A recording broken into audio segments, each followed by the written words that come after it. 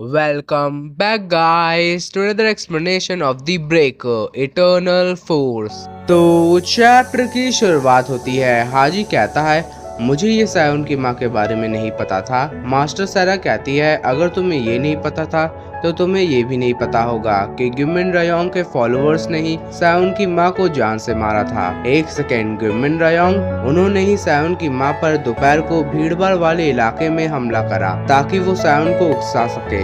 उन्हें जब हॉस्पिटल ले जाया गया तब वो बेहोश थी और जब उन्हें होश आया उसके थोड़े समय के ही बाद वो चल बसी थी। एक सेकेंड, ये कुछ सेंस नहीं बनाता। तुमने तो बताया था कि ग्विमिन रायोंग सायोन का मास्टर है जब तुम मुझे घर ले जा रहे थे। एल्डर यांग कहते हैं वो क्लैन लीडर का मास्टर तो है लेकिन अभी के लिए वो पूरे मिरिम का जानी दुश्मन है और वो एक खतरा है जो पूरे मिरिम को बर्बाद कर सकता है। जैसा कि तुमने अभी सुना, ग्विमिन रायोंग की वजह से क्लैन लीडर की माँ मौत को प्यारी हो गई और वो वही था जिसने एल्डर वॉन को भी जान से मारा था, जो जिनी के दादा भी थे और जो हमारे पिछले क्लैन लीडर भी थे। क्या हाजी सोचता है उसने जिनी के दादा को भी जान से मारा था? एक सेकेंड, मुझे याद आया कि मैंने जिनी से क्या कहा था कि काश में ग्विमिन रायोंग होता। तुम ऐसा दिखाते हो कि तुम क्लैन लीडर के कितने लॉयल हो, लेकिन तुम्हें ये भी नहीं पता कि उसका जानी दुश्मन कौन है। ये सब तुम्हारी वजह से है। एल्डर यंग अपनी बात को कंटिन्यू करते हुए कहते हैं जो भी दूसरा कुछ कहेगा क्या तुम उसे मान लोगे बिना किसी कोशिश के? क्या तुमने ये सब खुद से ढूंढने के बारे में कभी सोचा था? ये सब सुनकर हाजी सोचता है वो सही है, मैंने सीरियसली कभी सायोन की सिचुएशन के बारे में सोचा ही नहीं। मैं हमेशा बस यही कहता था कि उसने मेरे पे एक जिंदगी का एहसान किया है। एल्डर यंग कहते हैं मैं फोकस नहीं कर पाऊंगा अगर तुम यहाँ खड़े रहोगे। अगर तुम इन सब चीजों के बारे में सोच रहे हो तो जाओ बाहर हॉल में सोचो। ये सुनकर हाजी को काफी गुस्सा आता है। क्या हुआ, तुम्हें कुछ कहना है? ठीक है, ये कहकर हाजी वहां से चला जाता है। मास्टर सारा कहती है तुम हाजी का काफी ख्याल रखते हो। मुझे क्लैन लीडर से काफी उम्मीदें हैं और हाजी सीनो क्लैन का ऐसा पहला मेंबर है जिसे क्लैन लीडर ने खुद इनवाइट करा है, तो मैं बस उसके बारे में चिंतित हूँ। हाजी सोचता है मुझे विश्वास नहीं हो रहा कि मुझे पूरी सिचुएशन के बारे में कोई आइडिया ही नहीं था और मुझे जीने के लिए भी सॉरी महसूस हो रहा है और सेम टाइम में मुझे चिंता हो रही है कि साउंड कैसा है। फिर सीन शिफ्ट होता है। क्या एक ओवरसीज ट्रांसफर? हाँ, सीनो क्लैन ने इसमें मेरी मदद करी थी। उन्होंने अपने कुछ कनेक्शंस का इस्तेमाल करके जिस कंपनी में सैहुई के पापा काम करते थे उस कंपनी में एक अच्छी पोजीशन में उनका ट्रांसफर करवा दिया गया। लेकिन तब भी क्या सैहुई तुम्हारी सबसे करीबी बचपन की दोस्त नहीं थी? क्या तुम्हें इस चीज की चिंता है कि उसके साथ कुछ बुरा ना हो जाए? तो वो कहाँ गई? क्या वो ठीक है? ये सुनकर सायुन कहता है मुझे इसके बारे में कोई आइडिया नहीं है, उसने मुझे नहीं बताया है और ऊपर से उसने अपना फोन नंबर और ईमेल एड्रेस दोनों ही बदल दिया है। तो क्या तुम मुझसे दोबारा कभी नहीं मिलने वाले? नहीं, मैं उससे दोबारा मिलूंगा लेकिन तब जब मैं ग्विमिन रायोंग को हरा दूंगा। ये देखकर जिग्यून सोचता है ये तो काफी सीरियस है। वैसे क्या तुमने उस चीज के बारे में पता लगाया जिसके बारे में मैंने कहा था? फिर सीन शिफ्ट होता है। एल्डर यांग कहते हैं चलो अब मुझे थोड़ा पता तो चला कि क्लैन लीडर करना क्या चाहते हैं। वैसे मैं आपसे कुछ पूछना चाहता हूँ, आप हमारे क्लैन लीडर की मदद क्यों कर रही हैं मास्टर सारा? आपके जैसा कोई समझदार बिना किसी फायदे के हमारे क्लैन लीडर की मदद क्यों ही करेगा? या आप हमारे क्लैन लीडर के प्यार में हैं इसलिए आप बदले में कुछ नहीं चाहती हैं? आपके ये फालतू मजाक मुझे बिल्कुल पसंद नहीं आया एल्डर यांग। मैं सायुन की मदद इसलिए कर रही हूँ क्योंकि हमारा एक ही गोल है। आपका मतलब ग्विमिन रायोंग से बदला लेने से है? नहीं, मेरा मतलब दुनिया को बचाने से है। ये सुनकर एल्डर यांग कहते हैं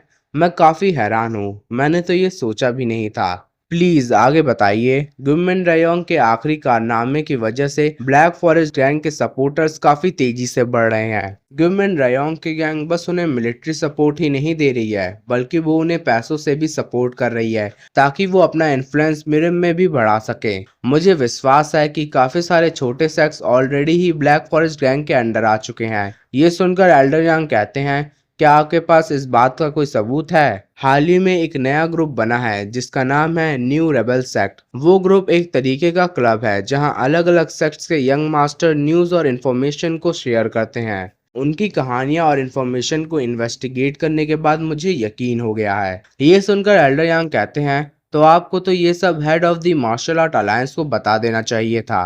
मैंने बताया था, लेकिन उसी समय उन्होंने अपने कुछ पर्सनल वजह से अपनी पोजीशन से रिजाइन कर दिया और फिर वो कहीं गायब हो गए। और जो मार्शल आर्ट अलायंस के नए हेड है, उन्हें इसके बारे में कुछ सुनना ही नहीं है। और इनफैक्ट उन्होंने ये तक भी कह दिया कि अगर कोई बेफालतू की अफवाह को यहाँ लाता है तो उसे काफी भयानक तरीके से पनिश करा जाएगा। जो आप मुझे बता रही हैं उस हिसाब से तो नए हेड ने पुराने हेड को ब्लैक फॉरेस्ट गैंग की मदद से भगा दिया है। मास्टर सारा कहती हैं मुझे नहीं पता कि चल क्या रहा है, लेकिन अगर मिरिम पहले से ही ब्लैक फॉरेस्ट गैंग के कंट्रोल में आ चुकी है तो नॉर्मल दुनिया और मिरिम के बीच की बाउंड्री को गिरने से कोई नहीं बचा सकता।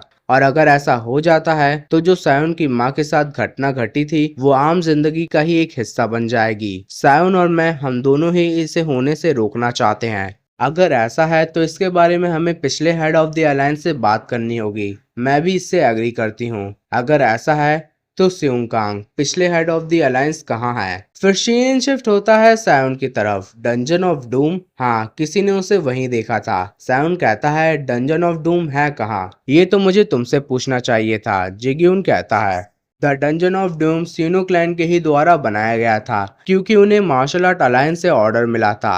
आपके टाइम के लिए शुक्रिया मास्टर सैरा, आप भी अपना ध्यान रखिएगा। एल्डर यांग वहां से चले जाते हैं। एल्डर यांग को जाता देख मास्टर सैरा चैन की सांस लेती हैं। आप काफी थकी हुई लग रही हैं चीफ डायरेक्टर कांग। हाँ, उससे बात करना काफी मुश्किल है। वो क्या सोच रहा है ये जानना इम्पॉसिबल है। मैं काफी बिजी थी, मैं उन्हें ये पता लगने नहीं दे सकती थी कि मेरे असली इरादे क्या हैं। लेकिन तब भी ये जानकर अच्छा लगा कि उनके जैसा कोई सीनो क्लैन को प्रोटेक्ट कर रहा है। अब मुझे सायोन की चिंता करने की कोई जरूरत नहीं।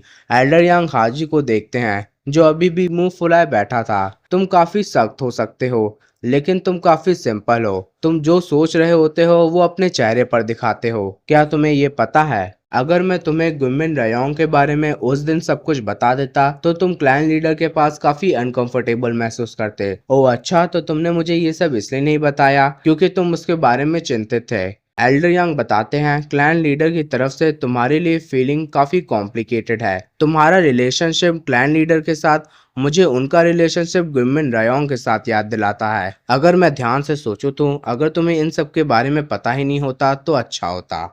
एक सेकेंड, क्या तुम अपने आप को सही बता रहे हो मेरे से झूठ बोलने के बाद? तुम हमेशा ये क्यों सोचते हो कि मैं तुम्हें धोखा दे रहा हूँ? क्योंकि तुम हमेशा ही ऐसा करते हो। एल्डर यांग कहते हैं वैसे मुझे पता चला है कि तुम्हारे पास एक एडवांटेज है। जब भी कोई मिरिम वॉरियर कोई परेशानी खड़ी करता है तो वो हेड ऑफ द अलायंस के रेडार में आ जाता है, लेकिन तुम अभी भी उनके रेडार में नहीं हो। देखा, तुम हमेशा मेरा फायदा उठाते हो। मैं चाहता हूँ कि तुम मेरी मदद करो। वाओ, इन सब के बावजूद तुम्हारे पास इतनी हिम्मत कैसे आई कि तुम मेरे से मदद मांग रहे हो? इसके बदले में मैं तुम्हें मार्शल आर्ट सिखाऊंगा। तुम्हारे अंदर पोटेंशियल है और मैं एक ऐसी टेक्निक जानता हूँ जो पोटेंशियल को बूस्ट कर सकती है। तो बताओ, क्या तुम्हें सीनो क्लैन की असली मार्शल आर्ट टेक्निक सीखनी है? अगर ऐसा है तो इसका मतलब तुम मेरे मास्टर हो गए। मास्टर और स्टूडेंट का रिलेशनशिप मिरिम में इतनी आसानी से नहीं बनता।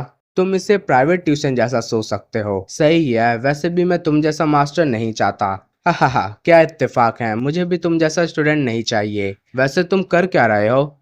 मैं किसी को ढूंढ रहा हूँ जो क्लैन लीडर के लिए काफी इम्पोर्टेंट है। इसी के साथ हमें एक लड़की की फोटो दिखाई जाती है। गाइस, कैसे लगी आज की वीडियो कमेंट में जरूर बताना। मिलते हैं अगले चैप्टर में। वीडियो पसंद आई हो तो लाइक शेयर सब्सक्राइब जरूर करिए।